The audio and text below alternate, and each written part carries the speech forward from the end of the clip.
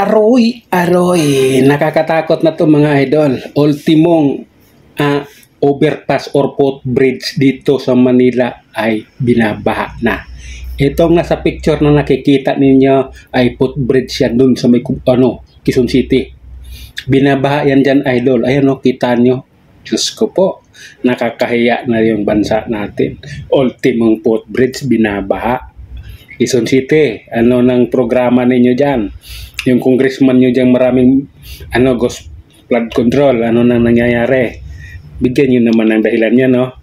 Nahimahiya naman kayo. Kasi nakakatakot na yan, eh. Ha? Sino yung matatakot yan? Ultimong footbridge or overpass, binabaha. Lalo na yung ilalim niyan. Ang lalim rin ng tubig. Diyos ko po. Kunting ulan na lang sa Quezon City, ang lalim ng tubig. Parang sa Malabon din, doon sa may amin. Kahit walang ulan, may baha yung kalsada. Dahil yung flood control binangga ng barko. Mula noon hanggang ngayon, hindi naman nagagawa yun eh. Pinunduhan, pero nawala yung pera. Wala namang gumagawang tao. Kaya nakakatakot na yung bansa natin, mga idol. Ang bansang Pilipinas nakakatakot. Tingnan nyo si Marcos. Sa interview may paiyak-iyak pag nalalaman. Umiyak siya sa katarantaduhan niya dahil wala siyang alam. Puro lang pagsisinghot ng kukin ang alam niya. Ito yung nakakatakot mga idol. At ito ay dapat matigil.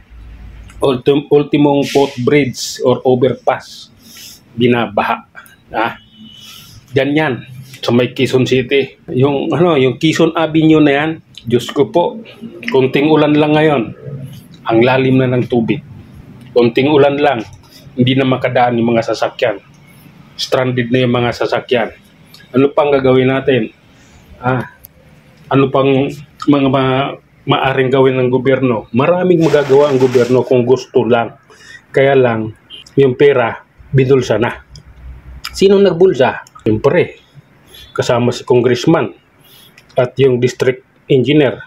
Sila naman yung nag-uusap. Yung congressman nagbibigay ng pondo. Sinong pwedeng gagawa ito? Magkano sa akin dyan?